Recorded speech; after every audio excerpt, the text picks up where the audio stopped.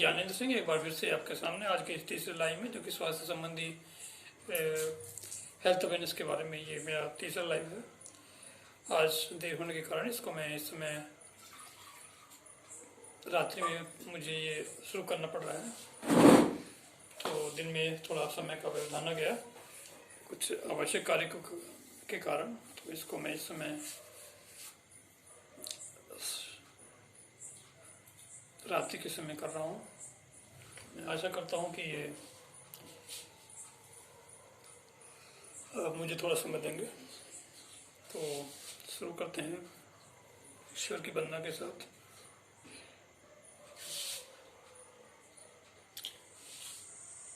समय इस समय थोड़ा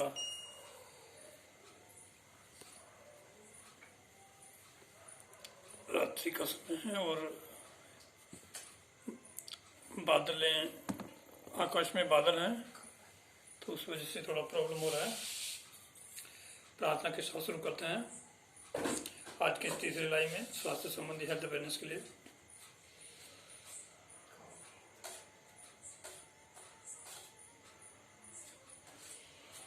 तेरा नाम ही मेरा आरोग्य है, हे मेरे ईश्वर, तेरा स्मरण ही मेरी औषधि है। तेरा सामीप ही मेरी आशा और तेरा प्रेम ही मेरा सहचर है। मुझ पर तेरी अनुकंपा ही मेरा उपचार है और इहलोक एवं परलोक दोनों में मेरी आपस सहाय है। वस्तुतः तू ही है सर्वदाता, सर्वज्ञ एवं सर्वज्ञ। ईश्वर के अतिरिक्त कठिनाइयों को दूर करने वाला क्या कोई अन्य है? कह दो ईश्वर का गुणगान हो, वही ईश्वर है। सभी उसके सेवक हैं तथा सभी उसके आदेश से प्रतिबंधित हैं।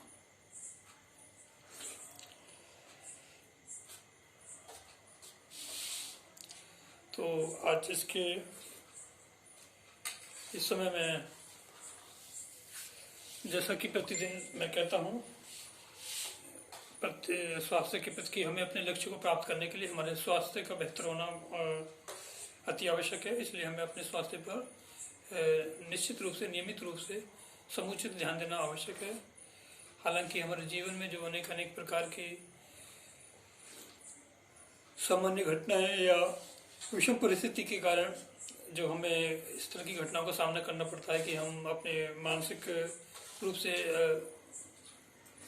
अत्यंत विक्षिप्त या परेशानी की अवस्था में हो जाते हैं। निराशाजनक स्थिति में होने के कारण हमारा मानसिक स्थिति पर संतुलन नहीं रह पाता, तो उसके कारण हमारा स्वास्थ्य खराब होता है। क्योंकि हमारा जो मन है, वो मन का जो है शरीर पर बहुत ही सीधा प्रभाव पड़ता है, क्योंकि ये आपस में एक दूसरे से इंटरकनेक्टेड होते हैं। यदि हम मानसिक रूप से अस्वस्थ हैं तो निश्चित रूप से उसका शरीर पर भी असर पड़ेगा और हमारा स्वास्थ्य खराब होता चला जाएगा। और फिर स्वास्थ्य खराब होने के कारण फिर हम निष्क्रिय हो जाएंगे, निष्क्रिय हो जाते हैं। हम अपने कार्य को ठीक नहीं कर पाते, और जब हमारा स्वास्थ्य ठीक नहीं होता तो फिर स्वास्थ्य खराब होने के कारण हमारे शरीर में अनेक प्रकार की ऐसी बाधाएं आती हैं जिससे हमारा मानसिक संतुलन और खराब हो जाता है। तो इसलिए प्रायः मैं कहता रहता हूँ कि स्वास्थ्य को सही रखने के लिए हमारा मानसिक संतुलन या मानसिक स्वास्थ्य भी बेहतर होना बहुत आवश्यक है।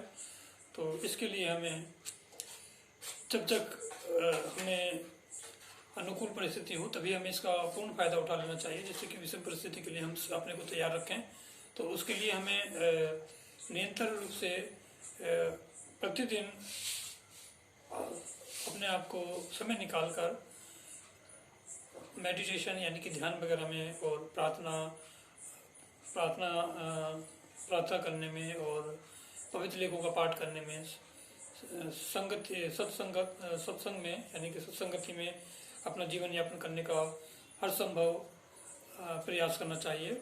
उससे निश्चित रूप से हमारे मानसिक स्थिति पर सकारात्मक प्रभाव पड़ता है, और जब हमारा शरीर, हमारा मन बेहतर अवस्था में होते हैं, हमारा जो मानसिक संतुलन है वो अच्छी स्थिति में होता है, तो उससे शरीर का भी स्वास्थ्य पर, शारीरिक स्वास्थ्य पर अच्छा असर पड़ता है।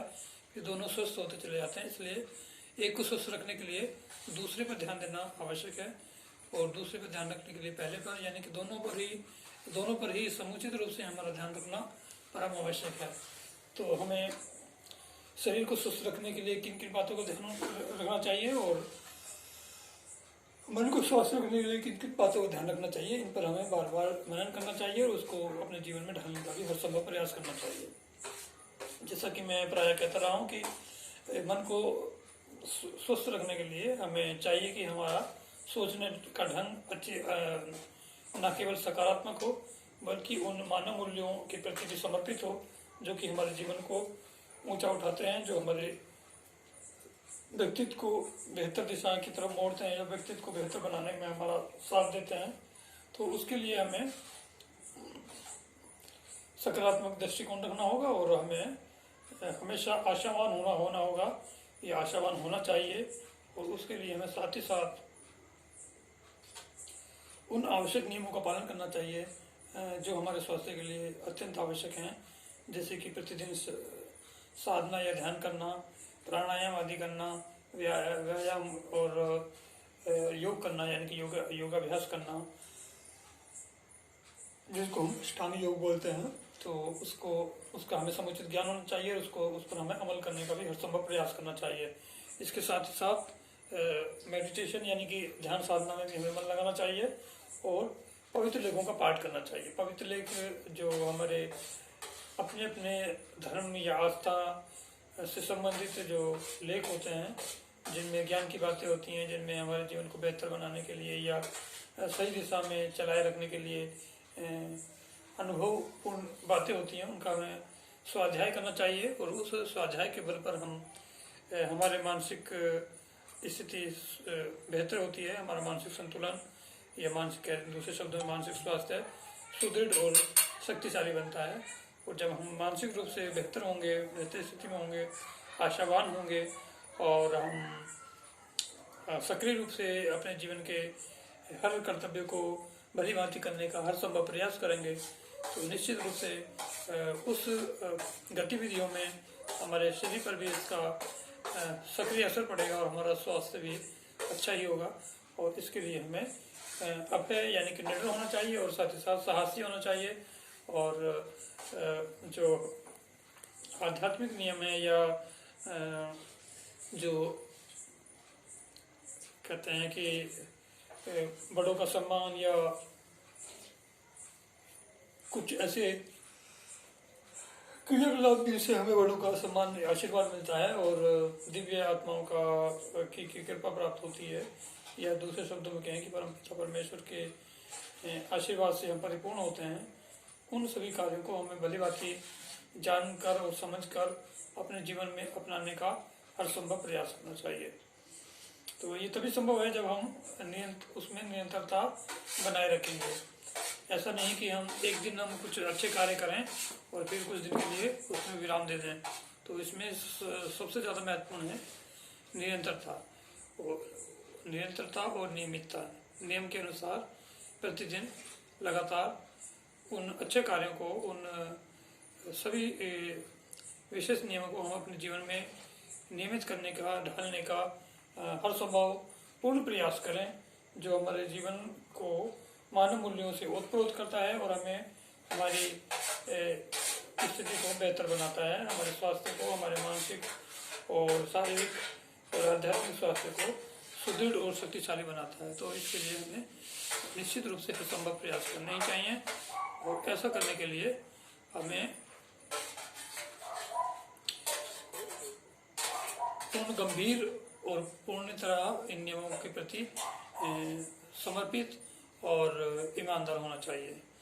तो जब हम ये पूरी ईमानदारी के साथ, पूरी मेहनत के साथ ये कार्य करेंगे, अपने को स्वस्थ बनाए रखने के लिए, मानसिक और शारीरिक और आध्यात्मिक संतुलन या उनका बेहतर समन्वय कायम रखने के लिए, तो निसंदेह प्रकृति की या दूसरे शब्दों में ईश्वर की कृपा हमें अवश्य मिलेगी। और हमें इसको निश्चित रूप से कायम रखने के लिए कोई कसर बाकी नहीं छोड़नी चाहिए, यानी कि हर कार्य में पूर्ण तन्मयता के साथ, पूर्ण ईमानदारी के साथ, पूर्ण सच्चाई के साथ करने का हर संभव प्रयास करना चाहिए। तो ये हम तभी कर सकेंगे जब हम उन नियमों के प्रति आस्थावान हों, उन नियमों के प्रति श्रद्धावान हों और हम उन कार्यों को भलीभांति करने के लिए समर्पित हों, डेडिकेटेड हों और पूर्णतः सिंसियर होकर, पूर्णतः उनके प्रति हम ईमानदार होकर पूरी सक्रियता के साथ, उसमें निरंतरता के साथ और नियमितता के साथ उसमें लगे रहें तो निश्चित रूप से हम उसका अच्छा प्रभाव हमारे शरीर पर, हमारे मन पर पड़ेगा ही और हम हर कार्य को भलीभांति कर सकेंगे। और उसके लिए जो मैंने बार बार चर्चा करता हूँ कि हमें अपने स्वास्थ्य को बेहतर बनाए रखने के लिए पेड़ पौधे से जो हमें आवश्यक तत्व समर्पित होते हैं तो जो भी हमें आवश्यक तत्व हमें मिलते हैं, पेड़ पौधे, फल फूल, सब्जियां आदि, उन पर हमें पूरी तरह से निर्भर होना चाहिए। कुछ भी ऐसे तत्वों को हमें अपने जीवन में नहीं अपनाना चाहिए जो हमारे शरीर पर निषेधात्मक प्रभाव डालते हैं, जो हमारे स्वास्थ्य को नकारात्मकता की दिशा में मोड़ते हैं या निष्क्रिय हमारे जीवन को बनाते हैं। तो ऐसे चीज़ों से हमें दूर रहना चाहिए, उनको अवॉइड करना चाहिए, उनसे बचना चाहिए।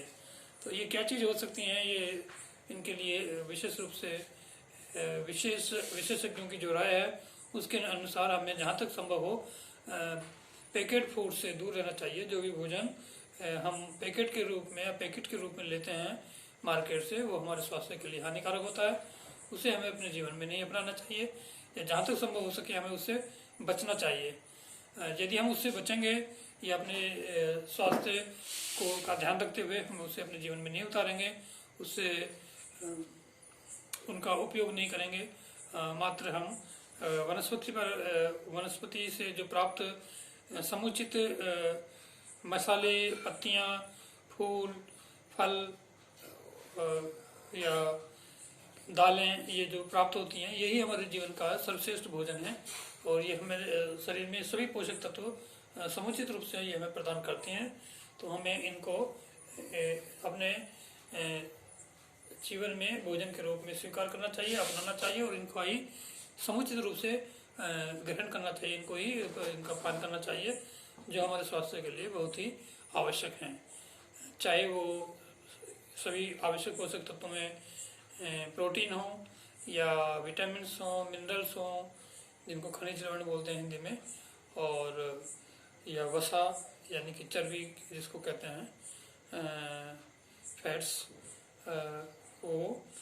तो पहले जीव विज्ञान में हमको अक्सर ये पढ़ाया जाता था कि हमें दूध और मांस, अंडा, मछली वगैरह खाने चाहिए क्योंकि इनमें अच्छे पोषक तत्व होते हैं, प्रोटीन वगैरह, या इनमें वसा होती है जो ऊर्जा हमें देती है। तो इनको हमें अपने जीवन में खूब भरपूर मात्रा में, पर्याप्त मात्रा में अपनाना चाहिए। लेकिन अब देखा गया है विशेषज्ञों द्वारा कि हमें इनसे बचना चाहिए क्योंकि ये हमें जीवन में कुछ शक्ति या ऊर्जा तो अवश्य देते हैं, लेकिन साथ ही साथ इनसे हमें कुछ निषेधात्मक, नकारात्मक प्रभाव भी हमारे शरीर पर इनके माध्यम से या इनके द्वारा पड़ता है। इसलिए हमें इनसे जितना भी हो सके बचना चाहिए, इन्हें अपने जीवन में भोजन के रूप में नहीं अपनाना चाहिए, इनसे जहाँ तक हो सके, क्योंकि हम बचपन से दूध और दूध से बने हुए पदार्थों का सेवन करते रहते हैं और साथ ही साथ हम में से बहुत से लोग मीट, मछली, अंडा भी खाते रहे हैं। तो लेकिन जब हमको अभिष्ट ज्ञान होता है कि ये हमारे स्वास्थ्य के लिए अच्छे नहीं हैं, तो निश्चित रूप से हम उससे उनको हम अपने जीवन से निकालने का प्रयास करेंगे ही, और सब प्रयास करेंगे, करना चाहिए। तो ये हमें समझ लेना चाहिए कि ये जो एनिमल प्रोटीन्स होते हैं इनको हमें जीवन में जितना जल्दी हो सके शीघ्र इनसे हमें इनका परित्याग करना ही सर्वश्रेष्ठ है। वो पैकेट फूड्स का और साथ ही साथ धूम्रपान, मद्यपान वगैरह भी हमारे स्वास्थ्य के लिए हानिकारक होते हैं। ये भी हमें अच्छी तरह से समझना चाहिए, जानना चाहिए। तो बाकी व्यायाम और जो भी दूसरे आवश्यक तत्व बातें हैं मेरे जीवन में स्वस्थ रहने के लिए, उनको भी हमें जीवन में निश्चित रूप से अपनाना ही चाहिए। और बाकी प्रार्थना और पवित्र लेखों का पाठ, ये जो हमारे मानसिक और आध्यात्मिक संतुलन के लिए, स्वास्थ्य के लिए अच्छे हैं, इनको भी हमें जीवन में भली भांति अपनाते रहना चाहिए। स्वीकार।